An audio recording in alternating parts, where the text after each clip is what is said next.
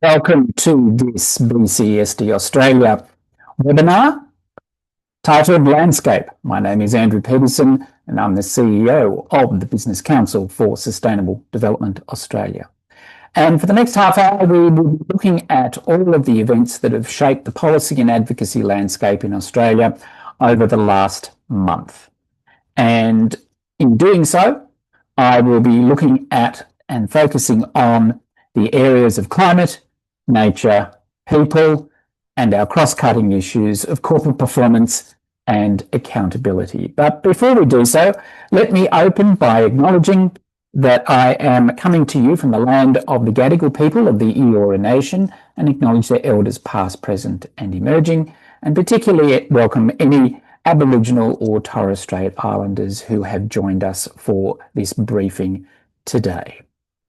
All right, let's kick off. And in doing so, we will be focusing, as I say, on the events of the last 30-odd days in policy and advocacy landscape in Australia as it impacts on the Australian business community, both members of BCSD Australia and more broadly to the variety of businesses, small, medium and large, in our country, as well as those in other sectors such as the not-for-profit sector, academia, and also government for that matter.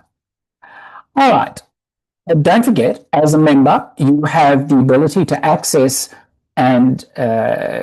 to our tracking automation, which is in the weekly newsletter Insider. Under Policy and Advocacy, you'll find this link called Tracking Australia, OEC, CBD, UNFCCC, and we're going to be adding a few more very soon. But in that, if you click on that every Monday, as you receive Insider, you will be able to see the variety of consultation opportunities that have been announced by the Australian federal government and its departments and its portfolios and its agencies. We don't at this stage look at each state and territory, but if you are interested in us doing so, please give us some feedback on that. We also focus on what the OECD is putting out for consultation, as we do for the UN CBD, Convention on Biological Diversity, as well as the Framework Convention on Climate Change. And speaking of climate change, let's jump straight into climate. So I have highlighted over the last 30 days the following issues on policy, regulation and standard setting that I think are of most relevance to members. The first is the work being done by the Department of Treasury on transition planning guidance and its consultation, which closed in late September, just at the end of September. And we are expecting to see some final guidance from them by no later than the end of this year, so the end of this quarter, which will be most interesting.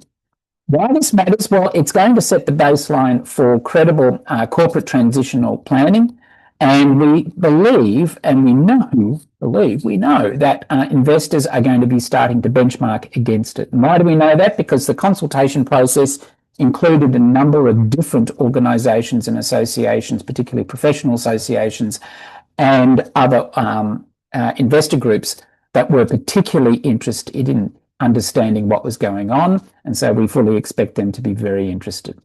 For our part, BCSD Australia lodged a submission, and thank you to the members who were able to provide input in relation to that. That submission, to the best of my understanding, is now posted on our website, and it has been flagged in Consult Watch, which is in Insider, the weekly newsletter that you receive as a member. What we think is going to happen next is there is likely to be a Treasury roundtable with those who have made a submission, which includes ourselves.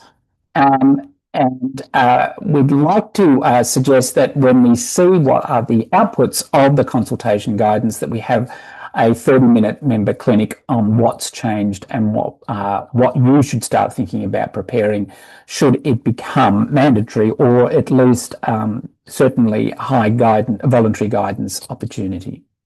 The next is the safeguard mechanism, and I'm not going to pretend to understand that I know the ins and outs of this in detail, but I do know that the materials have been refreshed and that there are new compliance clarifications that have been sent through.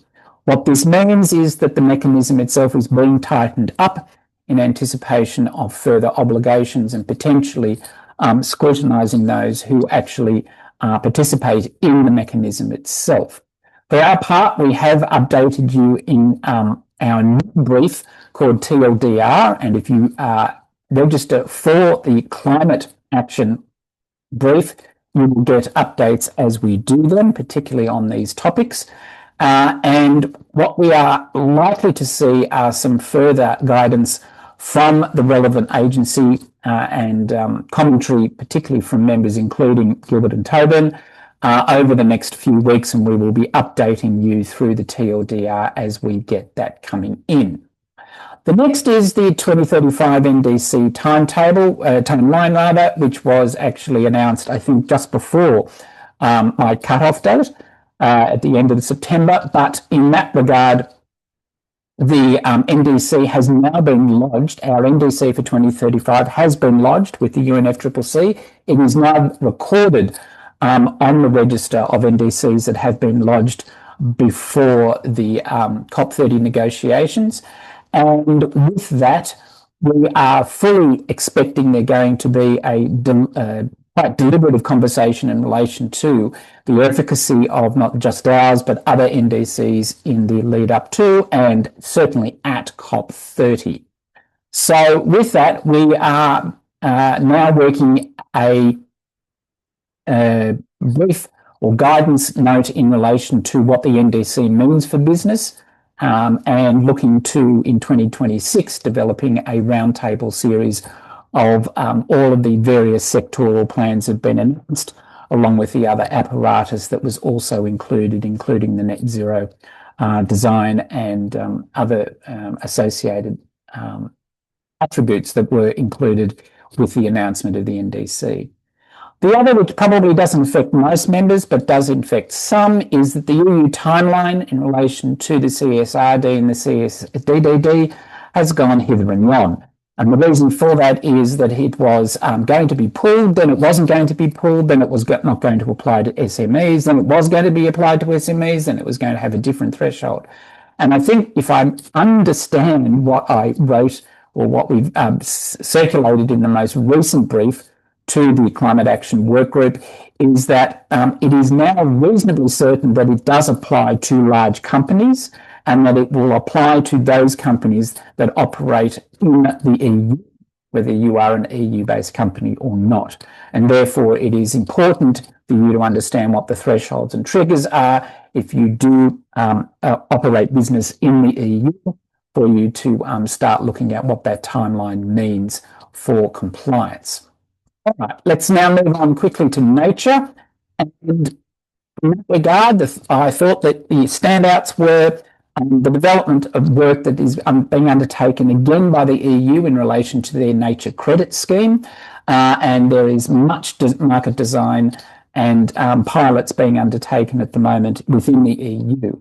Again, we have updated you through our TLDR brief, those who are registered for the Nature Action Workgroup, and we have reached out to our colleagues at the Business for Nature Coalition for an explainer on this in the new year to better understand and help you as members ascertain what liability, which is unlikely, but certainly what opportunities might be available to those companies in Australia, whether consultancies or developers that are interested in playing in the credit scheme that is being nurtured and developed within the EU. Closer to home, the New South Wales Biocredit purchasing mechanism is now active, and this is an interesting one to watch because there's some new life lessons to be learned in relation to this particular scheme. Again, we've updated you through the TLDR brief, and we will be looking at a update in relation to our greenwashing guidance later in the next few weeks about what to look out for when it comes to purchasing these particular credits. So if you have any insights or guidance, we'd very much welcome that. If you have any publications, please send them through so that we can incorporate them into our TLDR brief that goes out to those on the work group, which I think at the moment in Nature is about 20 odd people. So it's a good circulation. The other is the activity of the TNDF, Task Force on Nature-Related Financial Disclosure, which is actually TF, and anyway, whatever, that one. And there is some interesting momentum going on in relation to new adopters leading up to COP30. There's been a call out for those who would be interested, but this time it was more around finance and large issuers rather than necessarily companies in the real economy. And I haven't looked in the last few days to see if there's been any uptake, but there was a significant interest, as I understand it, from TNFD a few weeks ago in relation to participants in the adoption program. We've been mapping this now for a little while. We've been doing some shadow mapping, and we hope to then launch a preparer forum for you to understand what are the key guidance topics that you might want to think about if you wanted to become a TNFD adopter. This will also feed into our new work with BWD strategies in relation to our Nature Action Work Program, so please look out for that. All right, let's move on quickly now to people. And in that regard, this is the change of name. We've moved from the topic of equity, we're now calling it people. It used to be people and society, so everything old is new again. A couple of updates in the last few weeks. Most recently in the area of innovation and responsible governance is the new National AI Guidance Foundation, which was published through the Department of Industry, Science and Resources quite recently. And I think, in fact, I did an update today to the work group on cities, industry, infrastructure and innovation and mobility. Yes, it's a long title. Around this new particular guidance, because it does, from our perspective, give added weight to the new work that we've been undertaking with a couple of members on AI and ESG. And with that, we have developed a readiness checklist for those members who might be interested in putting their hand up to undertake a self-assessment about where they are at in relation to their AI governance. And then we give them what we believe to be a one of three assessment in relation to their preparedness. Not necessarily how good you are, but more as to where you think you are and what that actually means in terms of either strong alignment with what's going on at the moment internationally, and now we've adopted most recently these 6 core practices, or whether there is still work that you need to be done. We will then do a clinic in 2026 in relation to some of the anonymised findings that we have from our membership, and we will also be bringing it out to the general business public later in the year once we have you as members already being able to access it and provide input in relation to it. The next is the work from home consultation that was been going on through the Victorian government. In that regard, we made a submission. Thank you again to the members who provided input in relation to that. And interestingly, we expect there to be some feedback very, very soon in relation to whether or not that legislation will proceed. It has had an interesting, and some would argue a rocky road in relation to how and why it should apply. But if it does, it will definitely have application to those who are Victorian businesses.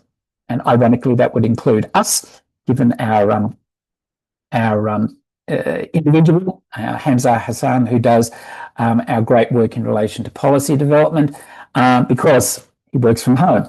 And so it at this stage at least applies to all those businesses that operate in Victoria, although I suspect that there's going to be further work in relation to carve-outs, not-for-profits and small business in relation to impact because of cost. You can find the submission on Consult Watch in Insider, and I think it's about to be put up onto our website as well. We will then do an updated briefing when we understand what is the feedback in relation to that consultation. The other was the launch of the gender equality update for 2025, which was a transparency report that was done by the agency only a few weeks ago. And again, we did a brief on this for those who are registered for the Equity Work Group, TLDR. And it's interesting because it starts to talk about how the issue of gender is now a business risk. And it's interesting to see this language coming through, because this is what the BCSD has been saying for some considerable time. And we're now going to be working up a micro session in relation to with our colleagues at the WBCSD, because they have a particular work group in relation to gender inequality as a business risk. And so we will be coming back to you in the next few weeks around something for Q1 of 2026 in relation to that. All right, let's move on quickly, and we go from people now to the cross-cutting issue of corporate performance and transparency. And 4 things to shout out here. The first is the Treasury mandatory climate reporting. Don't forget, for those who are in phase 2, it's coming down the barrel. And therefore, you need to start thinking very seriously, if you haven't already and you haven't been preparing, about what you need to do. This has been a member alert in Consult Wash for a while. Please don't forget, we're toying with the idea of a 60-minute member clinic in Q1 with our colleagues at the University of Queensland, because they have been doing a lot of the assessment of the preparedness of those in phase 1 in work that they've been doing it for longitudinal research for the AASB. So we are hoping that they will be able to share that with us, and more importantly with you as members in Q1, so that you can take that, particularly if you are in phase 2 or phase 3, into your thinking, and most importantly into your risk assessment around how you prepare. The second is a bit interesting one. The procurement rules have changed most recently, and the changes is the obligation to include ethical conduct. A bit of a what the hell does that mean? Well, in that regard, both as to the TLD brief that we put out to the Corporate Performance and Accounting Group, we have also called on a favour from our colleagues at Gilbert and Toburn to undertake a webinar, which will be held on the Friday before it starts applying. Very little time has been given for this, by the way. But on the 14th of November, there will be a webinar with a colleague, Lily Morton, from Gilbert and Toburn, who will be sharing her insights as a legal practitioner in relation to what this all means. So you will be receiving the notice of this in Insider and also in BCSD events on Monday for you to register. Welcome anybody, absolutely anybody, to join. It's a classic BCSD sprint, so it only goes for half an hour. And I'm sure that we're going to find out, I'm going to find out what this means, because I'm as interested as you are, because it will have an impact in relation to not just your actions, but then your accountability in terms of your sustainability reporting and any other reporting you have to do for the purpose of contracting with the federal government. So one to look out for. Interesting one I picked up on: the ASX has dissolved its Corporate Governance Council. It's not there anymore, and therefore the guidelines, principles, anybody's guess as to how that's going to happen. There was a report that it's going to be put back into the ASX itself as some sort of advisory, but it's not going to be a more formalised consultation process as it has been in the past. So it'll be interesting to see, and I kind of wonder whether or not it's been subsumed by reason of what's going on in other fora, including the work of the AASB on the ASRS1 and ASRS2, and whether or not what the ASX actually issues is actually of currency and relevance in this day and age in any event. Personal comment, we'll move on. The next is the ASX greenwashing action. There's been a new one, and I should have added also that the consultation process with the parliamentary inquiry in relation to greenwashing has now closed. BCSDA did make a submission to that. We are now analysing all the other submissions that are being made, and we'll be coming out to the Corporate Performance and Accounting Work Group to share our insights into what others have said are the issues, and therefore what we think in a distilled form are likely to be some of the recommendations from this. You'll recall that this inquiry has been going on for some considerable time. If memory serves, it's almost 2 years, and there's been two iterations of this inquiry over that period of time, and in each case BCSDA has also made submissions. So it'll be interesting as to whether or not this is just an update or that they've reviewed afresh.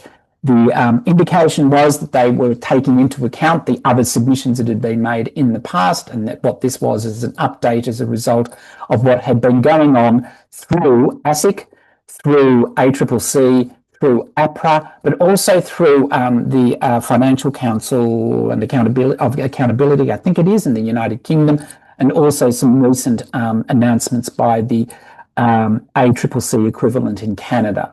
So it's likely to be almost a cut and paste of what other jurisdictions in common law countries are doing as well.